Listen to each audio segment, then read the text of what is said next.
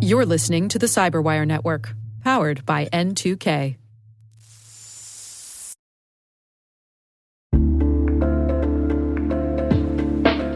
And now, a word from our sponsor, SpyCloud, the cybercrime analytics leader.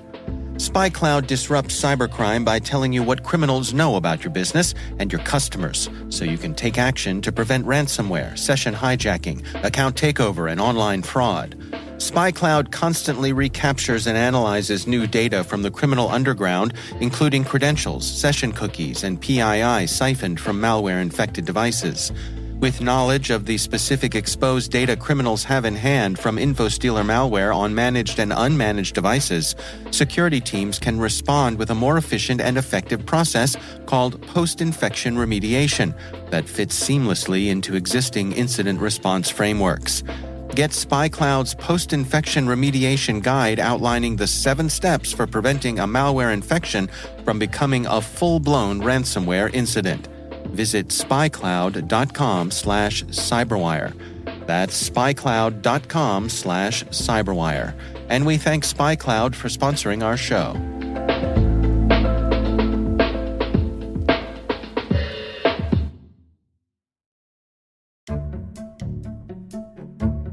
My name is Kayla Williams, and I am a Chief Information Security Officer.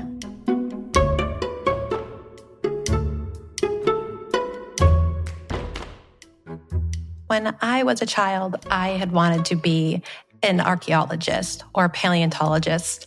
I grew up in the time of Jurassic Park and the land before time and was absolutely fascinated by dinosaurs and just everything that was going on back millions of years ago. However, as I began to grow up, I realized that I did not have the patience for all the education that was going to be required to go through an archaeological or paleontological course. So I shifted focus and wanted to become a lawyer or an accountant. During college, I was really determined to become a chief financial officer. My uncle had been a real estate attorney and had told me about his experiences with accountants and how my skill set would really shine in that type of a situation. So I graduated with a degree in accounting, far from what I wanted to do when I was a child. I began an internship working in a auditing firm in Massachusetts that was auditing municipalities and banks. And after graduation, while I started and worked through my master's degree, I continued at a different firm doing the same thing. I realized very early on that external auditing was not for me. So I transferred into the new Global Information Security Group at this organization. That was roughly 2013 that I made that shift. And within 3 months of working in the new environment, I got my first information security certification through SANS. And about 6 months later, I was offered the opportunity to move to England, and that just absolutely changed my life. I moved to Bristol, England in November of 2013 by myself. I actually made the choice to leave my 3-year-old daughter with her father here in the US. And I went over there and just began working. And it was very different to experience the pub culture and the working culture. I've never had so much tea before in my life. I was able to work not only on many new projects for implementation, such as SailPoint for our identity and access management platform, but the kind of manager that I wanted to be, the type of programs that I wanted to run. And that's really led me down the path that I've continued down within the information security realm.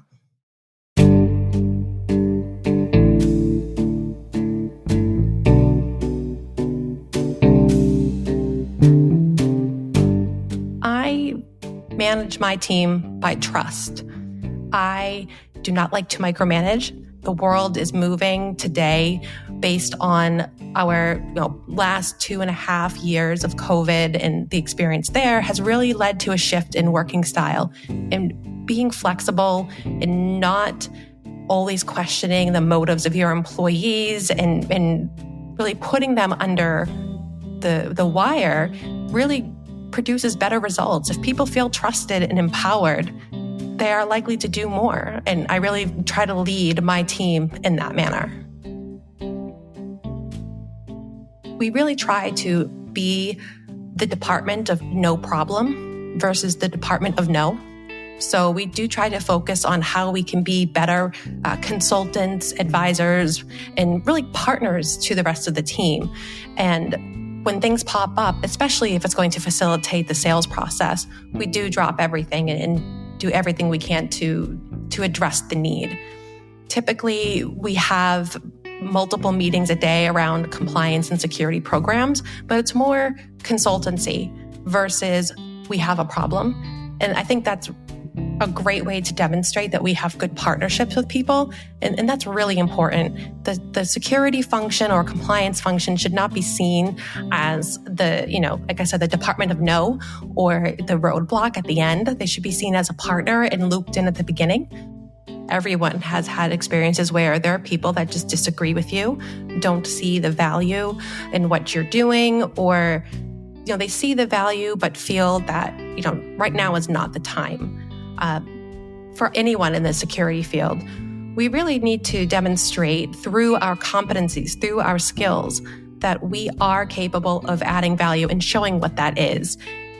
We shouldn't feel backed into a corner or put on the spot by people that don't understand, because although technology has been around for a very long time, Chief Information Security Officer roles or compliance roles, GRC, security assurance, it's all relatively new still because technology and things change so quickly. So that mentality is found everywhere in every organization across the world. And in order to kind of move past it, it's the kill them with kindness mentality. Make sure that you are always available, that you are gaining consensus for the things that are going on, that you can prove that you're not dictating anything to them, that you're there to partner. It's just very important. And that's how you win friends, as they say, working together and negotiating. Not everything is a fire drill when it comes to security. You don't want to cry wolf, as they say. You want to make your case, ask if there's consensus on the risk, and if there is, partner to move forward. Really building those bridges in the face of adversity and in the face of those people who may be naysayers or disbelievers in something can really go a long way.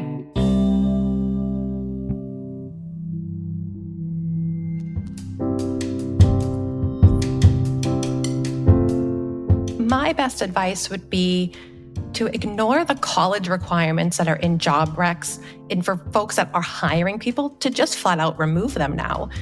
It's an outdated concept. In technology, a lot of people have hands-on experience because they're sitting at home tinkering away in their own home-built labs and trying things out. And I really feel that if you want to move into the information security field, whether it be technical, compliance-driven, just apply for the role.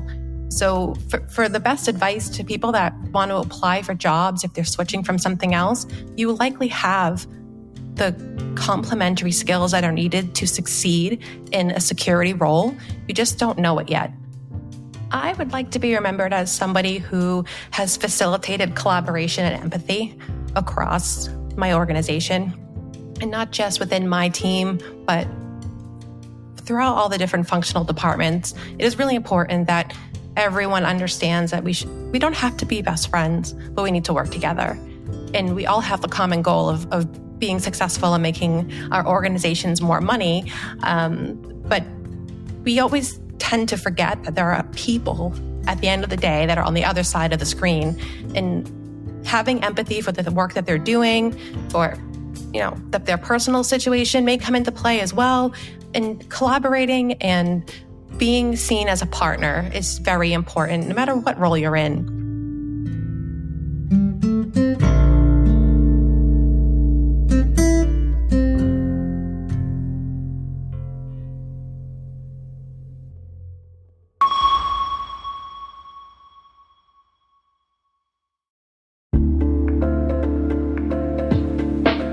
Hey everybody, I want to take a few minutes here and talk about our sponsor, Splunk.